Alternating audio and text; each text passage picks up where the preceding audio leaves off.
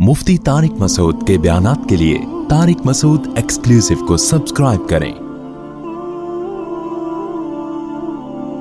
Tariq Masood exclusive.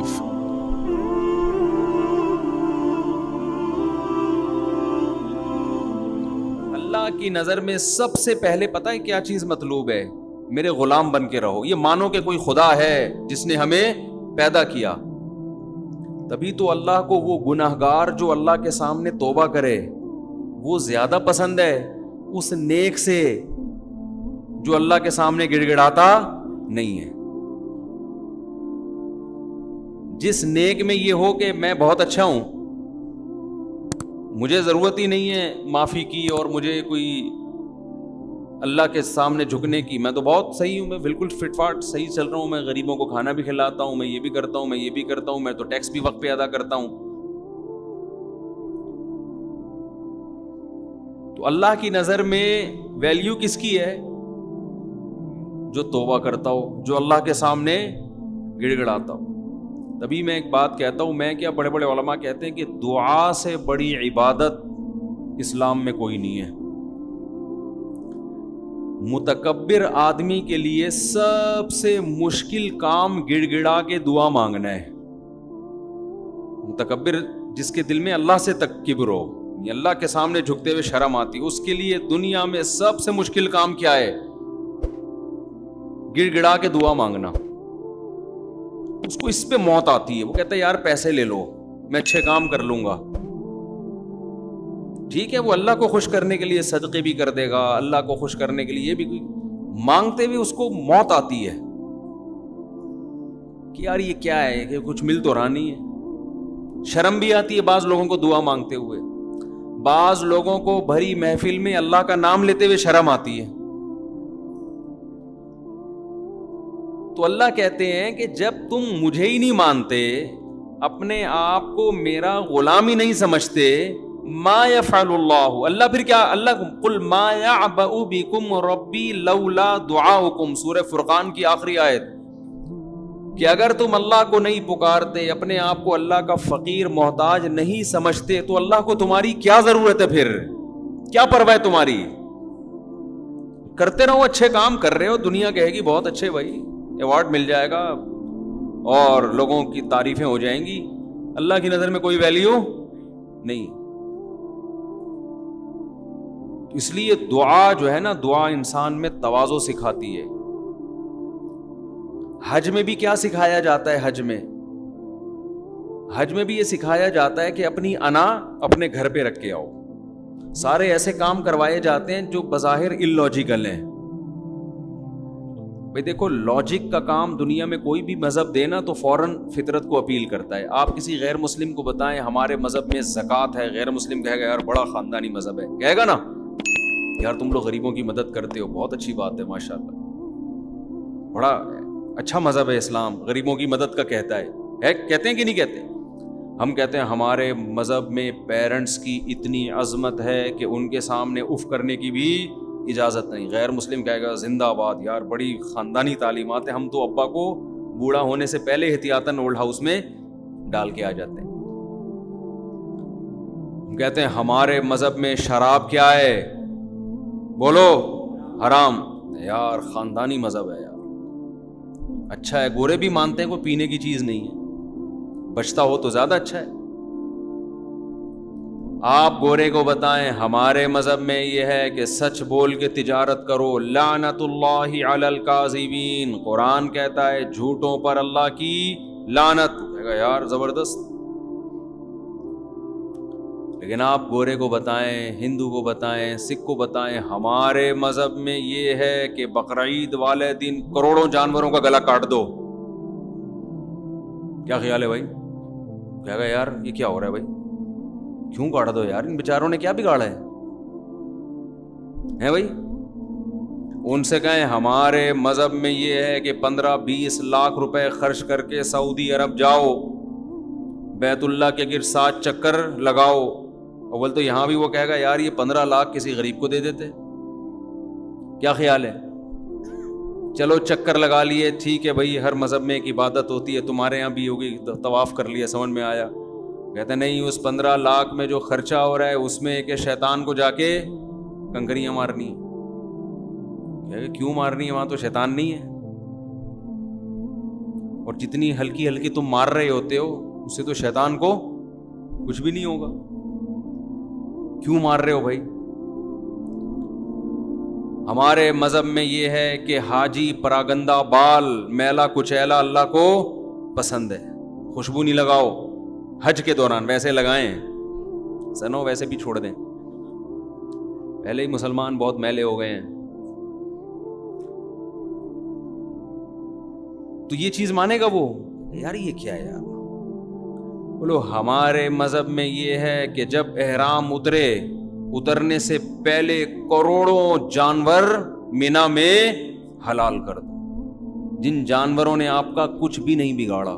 اتنے کٹتے ہیں نا مینا میں جانور، اتنے اونٹ نہر ہوتے ہیں. ایک منظر یوٹیوب پہ دیکھ لیں، اتنے جانور.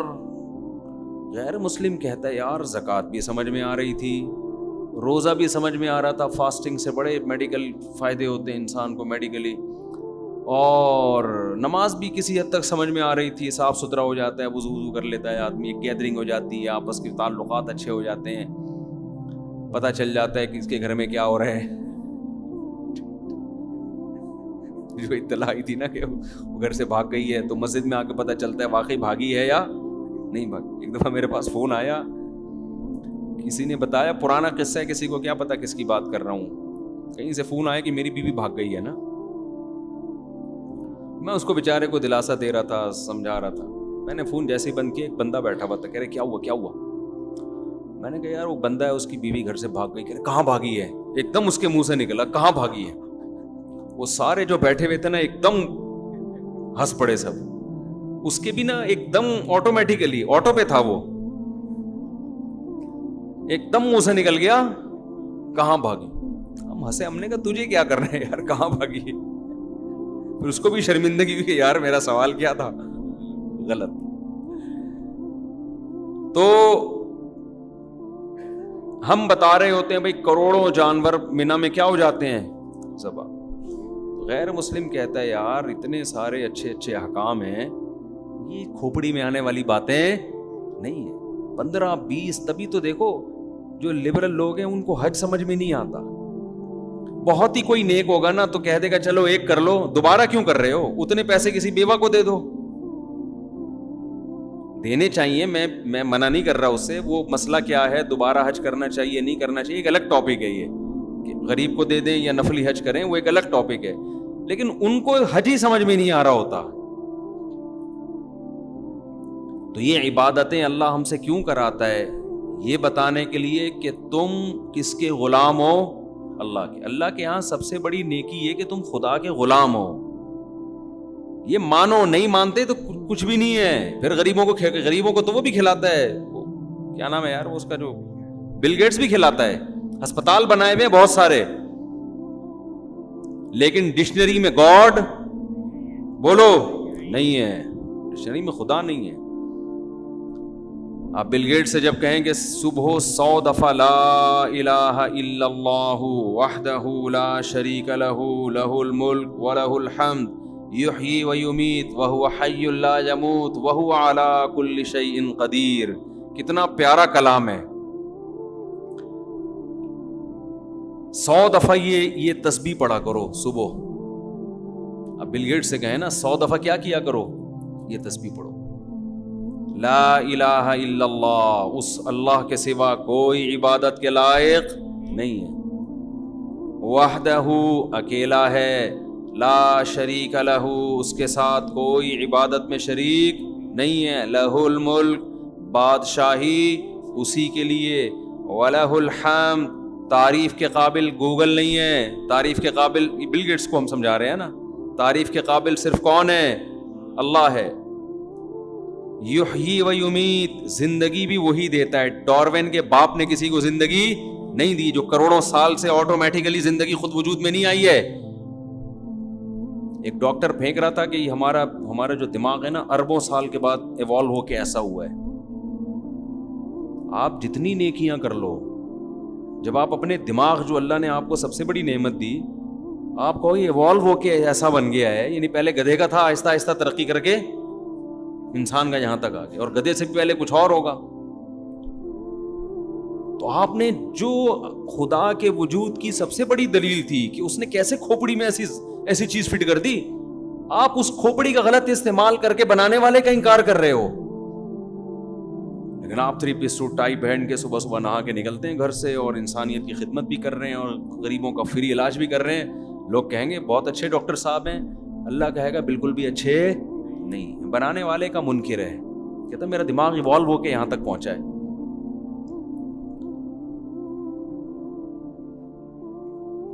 تو جو سب سے بڑی دلیل ہے نا خدا کے وجود کی, اسی کو انکار کرتے جا رہے ہیں. کوئی کھلا رہا ہے, مان نہیں رہے کہ ہمیں کوئی کھلا رہا ہے.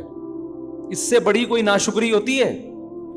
دیکھو ناشکری کا ایک درجہ یہ ہے, کسی نے آپ پر احسان کیا تو وقت پر آپ اس احسان کا بدلہ نہیں دے رہے, یا اس احسان کے تقاضے پورے نہیں کر رہے. اس پہ بھی اگلے کو غصہ آتا ہے, لیکن وقت پر آپ بھول ہی گئے کہ اس نے احسان کیا ہے, تو بھی انسان کو غصہ آتا ہے, یار یہ تو احسان کرنے والے کو بھلا دیا. تیسرا اس سے اوپر کا درجہ ہے انکار کر دیں کہ اس نے نہیں کیا. ایک ہے نا بھول گئے, آپ کو پتہ نہیں کس نے کیا ہے, کہ آپ کہیں نہیں اس نے نہیں کیا, یہ آٹومیٹیکلی ہوا ہے. پھر احسان کرنے والے کو جتنا غصہ آئے گا, پھر اس کا غضب, اگر اس میں غیرت ہوگی تو دیکھنے والا غضب ہوگا. تو کافر بنانے والے کا کیا کرتا ہے؟ انکار. اور آج کل پڑھے لکھے لوگوں میں یہ بیماری زیادہ آ گئی ہے, جتنا پڑھ رہے ہیں نا اتنا خدا سے دور ہو رہے ہیں. اس لیے کہ ایجوکیشن جو ہے نا, ایجوکیشن, کچھ نعمتیں انسان کو جب ملتی ہیں تو وہ تکبر میں آ جاتا ہے, اپنی اوقات کیا کر دیتا ہے, بھول جاتا. سائنس اور ٹیکنالوجی, میں نے جاہلوں کو دیکھا ہے ایمان والے ہوتے ہیں اکثر, پڑھے لکھوں میں اکثر 100% نہیں, پڑھے لکھوں میں جو نیک ہوتے ہیں پھر وہ نیک بھی بڑے خاندانی ہوتے ہیں. اکثریت ہماری یونیورسٹیوں میں پڑھے لکھے لوگ ملحد ہو رہے ہیں, اسلام سے دور ہو رہے ہیں. کیوں؟ کبر, تکبر. کہ یار ایجوکیشن ہمیں تو پتا ہے, یہ مولویوں کو کیا پتا, یہ دینداروں کو کیا پتا, ان نمازیوں کو کیا پتا, ہمارے پاس تو ایجوکیشن ہے. ان مولویوں سے تو پانی کا فارمولا پوچھ لو, ان کو نہیں پتا.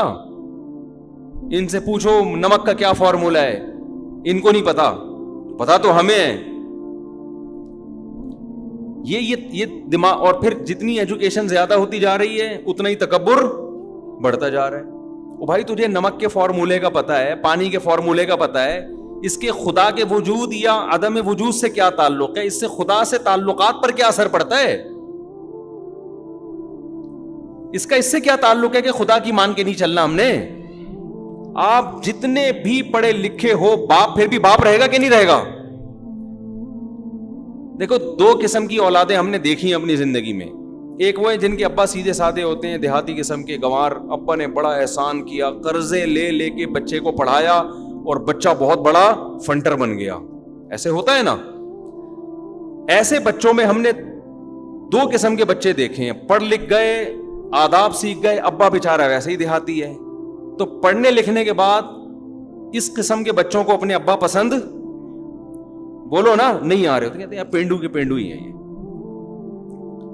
لیکن ایسے بھی ہم نے دیکھے جو شارٹ ہے مارکیٹ میں, باپ گنوار ہے, دیہاتی ہے, بچے نے پڑھا بھی اپنے خرچے پہ, کما کما کے, ابا نے نہیں پڑھایا, بہت آگے نکل گیا, لیکن باپ کے سامنے کیا ہے, جھکا رہتا ہے. کیوں؟ اس کے ذہن میں یہ, میں جتنا بھی پڑھ جاؤں میں باپ تو نہیں بن سکتا نا, اپنے ابا کا باپ تو نہیں بنوں گا, باپ تو اللہ نے اسی کو بنایا نا بھائی, جنا تو اسی نے. یہ مجھے اگر سڑک پہ پھینک آتا میں تو آج یہ نہیں بنتا. اس نے مجھے گھر میں رکھا, میری ماں کی کفالت کی, چاہے میں نے خود کما کے کھایا ہو, لیکن شیلٹر کس نے دیا تھا مجھے؟ اس باپ نے دیا تھا. اب وہ اپنے ابا سے پوچھتا ہے, ابا آپ کو پانی کا فارمولا آتا ہے؟ ابا کہتے ہیں پتہ نہیں بیٹا, یہ فارمولے کیا ہوتے ہیں. ابا جاہل پینڈو, میں نہیں مانتا ایسے ابا کو. سائنس ہے سب کچھ, ٹیکنالوجی ہے سب کچھ. ابا کیا کہہ رہے ہیں, یہ تو مولویوں نے فضول چیزیں بنائی ہوئی. ابا اف, ابا کے سامنے اف بھی نہ کرو. ابے جاہل کا جاہل ابا, اس کو تو اپنا پانی کا فارمولا پتا نہ, اسٹمک کی اس کو وہ آتی ہے, اسپیلنگ آتی ہے, ٹھیک ہے, کچھ بھی پھینکتے رہتے ہیں نا. اور جو مولوی مجھے ترغیب دے رہا ہے کہ اس باپ کے سامنے اف بھی نہیں کرنا، اس مولوی نے تو اسکول کی ایک جماعت بھی نہیں پڑھی، اس کو سائنس کا پتہ ہی نہیں ہے. یہ عقل مندی کی بات ہوگی؟ یہ دلیل؟ وہ مولوی جو بالکل جاہل ہے لیکن اس کو یہ پتا ہے کہ بھائی باپ جو ہے نا وہ کیا ہوتا ہے. آپ کتنے بڑے سائنٹسٹ بن جائیں، باپ کا حق کم نہیں ہوتا، بلکہ پڑھنے لکھنے سے تو آپ کا شعور زیادہ ہوتا ہے، آپ کو تو اور احساس ہونا چاہیے. لیکن ہم نے دیکھا ہے پڑھ لکھ کے اپنے ماں باپ کو گنوار سمجھتے ہیں، ادب تمیز سے بات کرنا چھوڑ، تعارف نہیں کرواتے، لوگوں سے ملواتے نہیں ہیں کہ یار میں اپنے ابا کا انٹروڈکشن کرواؤں، ابا دھوتی بنیان میں بیٹھے ہوں گے میری بےزتی ہو جائے گی. نہیں کروا رہے ہوتے، یار ابا سے ملاؤ ہی نہیں. لیکن غیرت مند کیا کرتے ہیں بھائی، جو بھی ہیں فخر سے ملا رہے ہوتے ہیں، یہ میرے کیا ہیں؟ والد صاحب ہیں.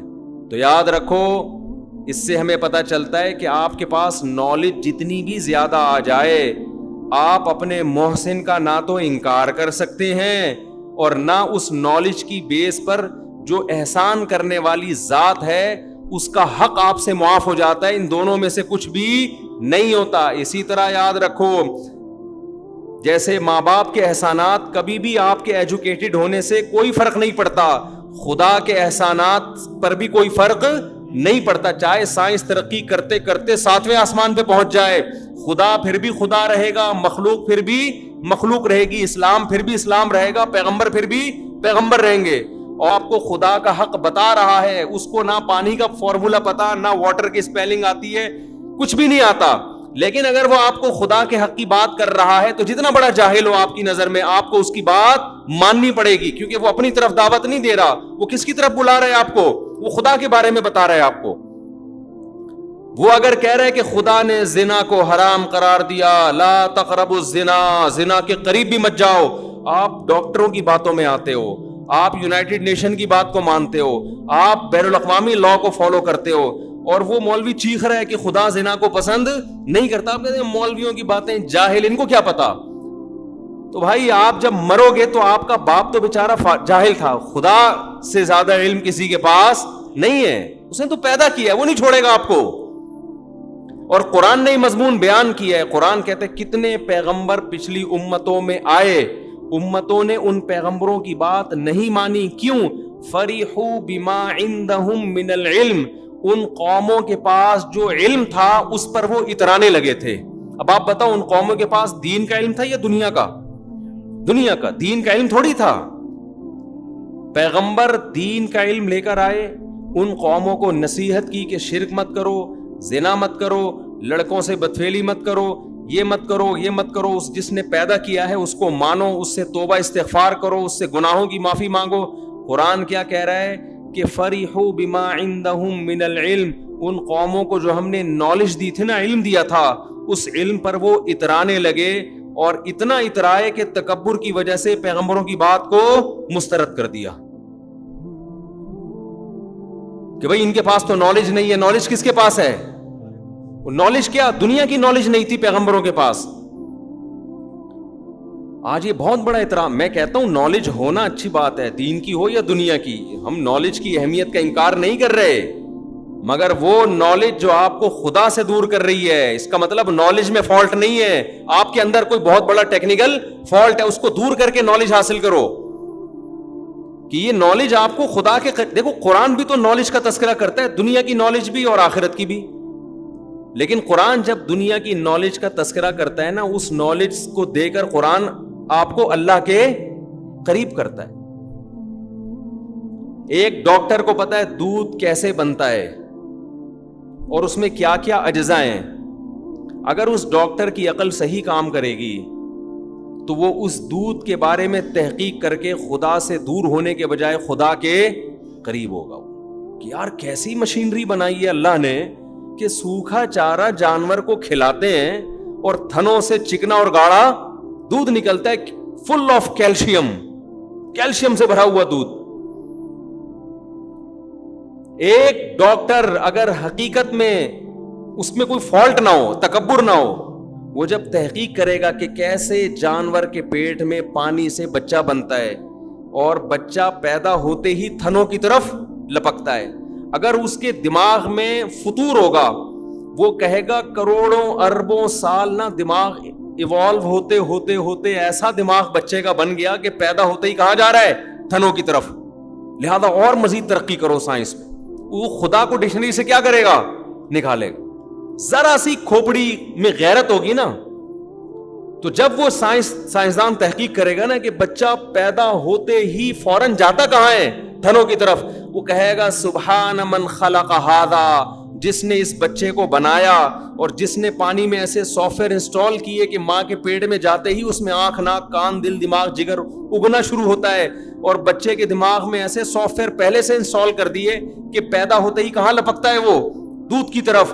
تو وہ ذات اس قابل ہے کہ اس کی عبادت کی جائے, اس کو تلاش کیا جائے. کون ہے ایسا مہربان؟ اگر اس ذات تک پہنچنا ممکن نہیں ہے, اس کے کسی سفیر کو, کسی نمائندے کو تلاش کیا جائے. تو اگر آپ نالج, چاہے وہ دین کی ہو یا دنیا کی, نالج حاصل کرتے ہو تکبر کو سائیڈ پہ رکھ کے, تو یہ نالج آپ کو اللہ کے قریب کر دے گی. اور اگر آپ کے پاس نالج ہے, چاہے دین کی ہو یا دنیا کی, آپ میں کبر ہے, تکبر ہے, تو دین کی نالج بھی آپ کو اللہ سے دور کر دیتی ہے. ہم نے دیکھا ہے بہت سے لوگ دینی علم رکھنے کے باوجود خدا سے دور ہے. ان کے پاس یہ کہ ہمیں نالج ہے, علم ہے ہمارے پاس. تو آج یہ بڑا مسئلہ ہے بھائی. چند باتیں انسان سیکھ لیتا ہے اور مذہب کو برا بھلا کہنا شروع کر دیتا ہے.